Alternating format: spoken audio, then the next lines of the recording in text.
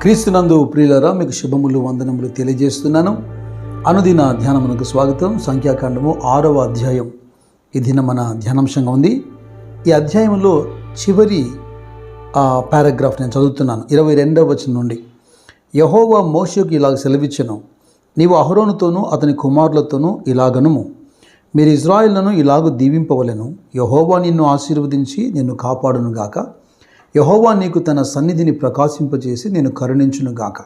యెహోవా నీ మీద తన సన్నిధి కాంతి ఉదయింపచేసి నీకు సమాధానం కలగజేయునుగాక. అట్లు వారు ఇజ్రాయేళ్ల మీద నా నామమును ఉచ్చరించడం వలన నేను వారిని ఆశీర్వదించెదను. ఈ ఆశీర్వచనములు వింటూ ఉంటే మనసుకు ఎంతో తృప్తిగా ఉంది. దేవుని యొక్క ఆశీర్వాదం, చాలామంది ఆశీర్వాదం అని మాట్లాడుతుంటారు, కానీ చాలా వరకు ఆశీర్వాదానికి సంబంధించిన ఒక అవగాహన, విఘ్నత ప్రజల్లో లేదు.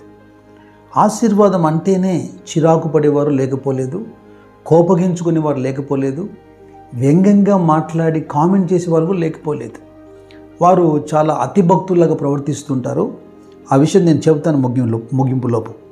అయితే మీరు గుర్తించండి, ఆశీర్వాదం అంటే అందులోనే దేవుని యొక్క దయ, ఆయన యొక్క కృప, పైగా ఒక ప్రొటెక్షన్, ఒక డివైన్ ప్రొటెక్షన్. మీరు చరిత్ర ఎక్కడ చదివినా బైబిల్లో భక్తుల చరిత్ర, దేవుడు ఒకరిని దీవించి ఆశీర్వదించాడు అంటే నేను చెబుతున్న ఇవన్నీ ఆ ఆశీర్వాదాన్ని వెంటబడుతూ ఉంటాయి. ఉదాహరణకు మీరు ఒకవేళ అబ్రహాం చూశారనుకోండి. అబ్రహామును దేవుడు పిలిచాడు, అబ్రహామును ఆశీర్వదించాడు. అబ్రహాము యొక్క ఆశీర్వాదంలో ఏమున్నాయి? పిలిచిన సమయానికి దేవుని ఎరగనివాడు దేవుని ఎరిగాడు. సంతానం లేదు, దేవుడు సంతానాన్ని ఇచ్చాడు. దాసదాసులు వెండి బంగారము మిగులు ఆస్తి గలవాడు, గొప్ప జనముగా దేవుడు అబ్రహామును మార్చాడు. ఒకానొక సమయంలో నేను అబ్రహాము దేవుణ్ణి అని చెప్పుకుంటూ ప్రజలు అబ్రహాము యొక్క భక్తిని, అతని విశ్వాస్యతను, అతని గొప్పతనాన్ని, వెళ్తున్న ప్రతి మార్గంలో దేవుడు అతనికి ఇస్తున్న ఆశీర్వాదాన్ని చూస్తున్నప్పుడు అబ్రహామును బట్టి దేవుని స్తుతించి దేవునికి భయపడగలిగిన స్థాయికి అబ్రహాము తీసుకుని వచ్చాడు. ఆశీర్వాదం అనగానే ఉలిక్కి పడకండి. భౌతికంగా ఆధ్యాత్మికంగా, లేదా ఆధ్యాత్మికంగా భౌతికంగా ఏ పదం ముందు పెట్టినా తప్పు లేదు. యెహోవా ఆశీర్వాదం మనుషుల మీదకి వచ్చిందంటే ఒకడు నచ్చకుండా దేవుడు దీవిస్తాడా? ఈ ప్రజల వెరితనం కాకపోతే ఆశీర్వాదం అంటే ఏమనుకుంటున్నారు? మీ ఉద్దేశం అంటే ఏంటి? అంటే దేవుని యొక్క ఆశీర్వాదం పొంది ఒకడు చెడిపోతాడా? ఏదో వెయ్యిలో ఒక కారణం తెచ్చిపెట్టి అసలు వీళ్ళు పాపం అమాయకులుగా దేవుని ఆశీర్వాదానికి దూరం అయిపోతున్నారు. ఈ వాక్యం చెబుతున్నప్పుడు నేను నిజంగా ఒకంత కోపానికి, అసహనానికి, బాధకు, జాలికి గురవుతున్నాను. ఎందుకు కూడా చెబుతాను.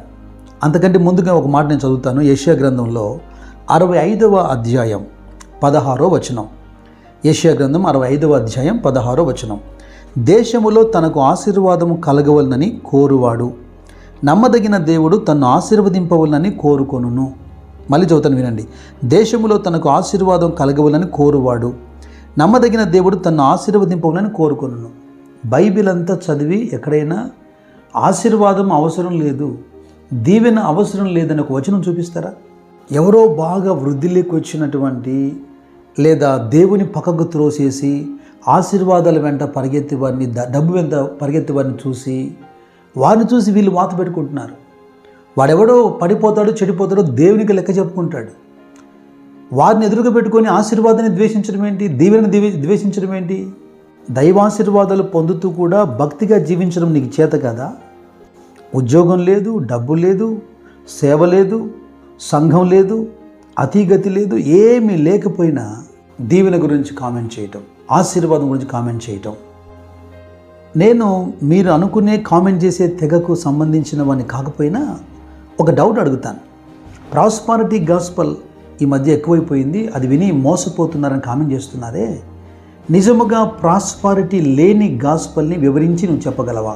నేను ఉదాహరణ చెబుతాను. ఒక త్రాగుబోతో, ఒక వ్యభిచారో ఉన్నాడు. వాడు సువార్త విన్నాడు, మారు మనసు పొంది రక్షణ పొందాడు. రక్షణ పొందిన తర్వాత ఆటోమేటిక్గా వాడు త్రాగుబోతారని మానేశాడు, వ్యభిచారాన్ని మానేశాడు, కుదురుగా ఉద్యోగం చేసుకుంటున్నాడు. వాని కుటుంబం వృద్ధి పొందుతుంది. ఆత్మీయతతో పాటు అన్ని ఆశీర్వాదాలు వానికి వస్తున్నాయి. వాడు ప్రాస్పర్ అవుతున్నాడు. కేవలం ఆశీర్వాద వచనాల్ని పైకి లేపి రక్షణ లేకపోయినా, మారు మనసు లేకపోయినా, యథార్థత భక్తి లేకపోయినా దీవించబడతామని ఎవరైనా దొంగ ప్రసంగాలు చేస్తుంటే వారిని ప్రభు శిక్షిస్తాడు. అది కాదు మనకు మాదిరి.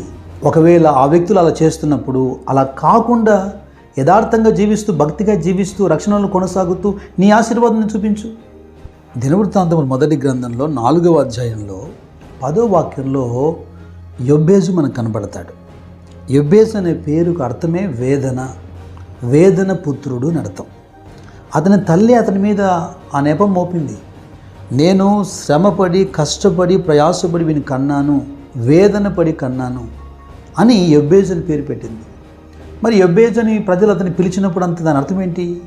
వీడు తన తల్లిని వేదన గురి చేశాడు. మరి వేదన పుత్రుడా అని కదా పిలవడం.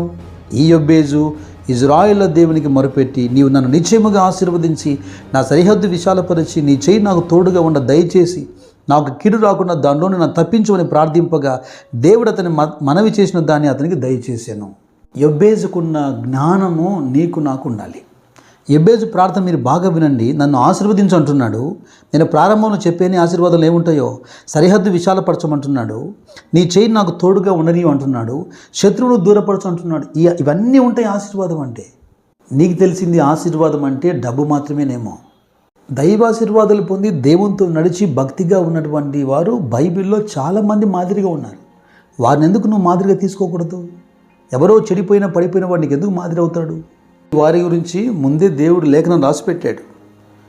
కీర్తనకారుడు 109వ కీర్తనలు అంటున్నాడు 17వ వచనంలో, శపించుట వానికి ప్రీతి గనక అది వాని మీదికి వచ్చి ఉన్నది, దీవెన యందు వానికి ఇష్టం లేదు కనుక అది వానికి దూరమాయను.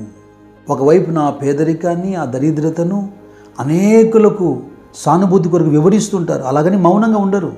ఆ భక్తి ధైర్యం పుట్టిస్తుందా? అందరికీ చెప్పుకుంటుంటారు ఆ పరిస్థితుల్ని. ఒకవైపు నా దీవెనను, ఆశీర్వాదాన్ని కామెంట్ చేస్తుంటారు. దేవుని సేవకుడిగా యథార్థమైన హృదయంతో దేవుని ప్రేరేపణతో చెబుతున్నాను, పలుకుతున్న ఆ మాటలే ఈ దరిద్రానికి, పేదరికానికి కారణం.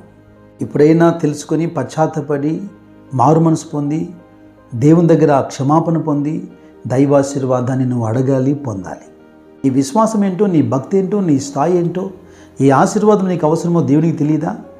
దేవుని ఆశీర్వాదాన్ని నిన్ను పాడు చేస్తుందా? నేను పాడు చేసే ఆశీర్వాదాన్ని దేవుడు ఇస్తాడా? ఇదిగో భక్తి గలవాడు చేసే ప్రార్థన విను. సమూయేలు 2వ గ్రంథంలో 7వ అధ్యాయంలో దావీదు భక్తి గలవాడు ప్రార్థన చేస్తున్నాడు. అతని కుటుంబాన్ని దేవుడు ఎంతగానో దీవించాడు, ఆశీర్వదించాడు. అయితే అతను ఏం కోరుకుంటున్నాడు? 29వ వచనంలో, దయచేసి నీ దాసుడైన నా కుటుంబము నిత్యము నీ సన్నిధి ఉండునట్లుగా దానిని ఆశీర్వదించము. భౌతికంగా ఎంతో దీవించి ఆశీర్వదించావు, అవి తీసేయి, అవి వద్దని చెబుతున్నాడా? అయితే నా కుటుంబం నిత్యము నీ సన్నిధిలో ఉండినట్లుగా నువ్వు ఆశీర్వదించు. యెహోవా నా ప్రభువా, నీవు సెలవిచ్చి ఉన్నావు, నీ ఆశీర్వాదము నొంది నా కుటుంబం నిత్యము ఆశీర్వదింపబడును గాక. ఆమెన్.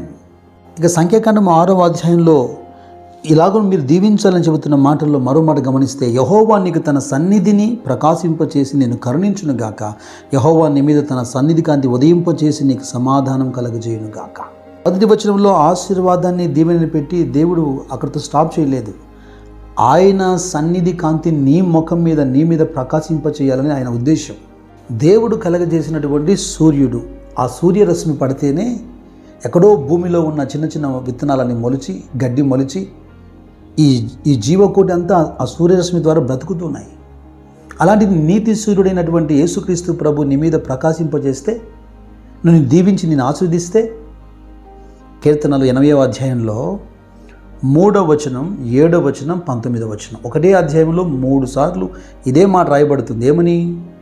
దేవా, చెరలో నుండి మమ్మల్ని రప్పించుము, మేము రక్షణ నొందినట్లు నీ ముఖకాంతి ప్రకాశింపచేయము. భక్తుడు పదే పదే ప్రార్థిస్తున్నాడు, మేము రక్షణ పొందినట్లు నీ ముఖకాంతి ప్రకాశింపచేయి.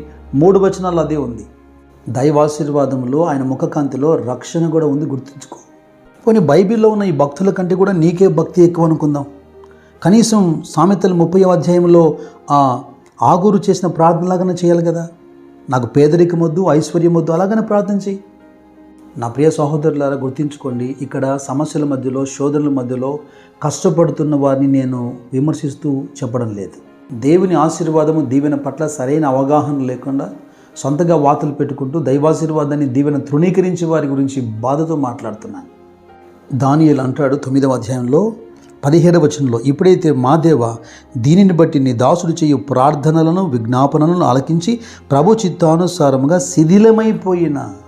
శిథిలమైపోయిన ఈ పరిశుద్ధ స్థలం మీదకి నీ ముఖ ప్రకాశము రానిమ్మ. ఆయన ముఖ కాంతి, ఆయన ముఖ ప్రకాశం మన మీదకి వస్తే పాడైపోయిన శిథిలిపోయిన మన స్థలాలు బాగు చేయబడతాయి, కట్టబడతాయి. అంత మాత్రమే కాక వాటన్నిటితో పాటు ఆయన ముఖకాంతి మన మీద పడినప్పుడు, ఆయన సన్నిధి మన మీదకి వచ్చినప్పుడు మీకు సమాధానం కలగజేస్తానంటున్నాడు. నువ్వు పొందే ఆశీర్వాదము, దీవెన, రక్షణ, స్వస్థత, విడుదల ఏదైనా కానివ్వండి, వాటన్నిటితో పాటు నీలో సమాధానం ఉంటుంది. అదే దైవాశీర్వాదం.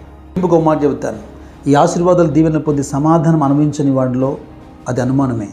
అలాగని ఈ ఆశీర్వాదం పొందని వాడిలో ఎలాగ సమాధానం ఉంటుంది? ఎవరైతే ఈ అనుదిన ధ్యానాల్లో వాక్యాన్ని వింటున్నారో వారి గురించి నేను పలుకుతున్నాను.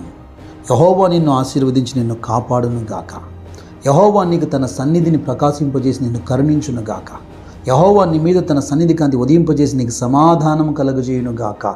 ఇట్లు పలుకుతుండగా దేవుడు ఇజ్రాయేలును దీవించినట్టు మిమ్మల్ని దీవించి ఆశీర్వదించును గాక. God bless you. God bless you.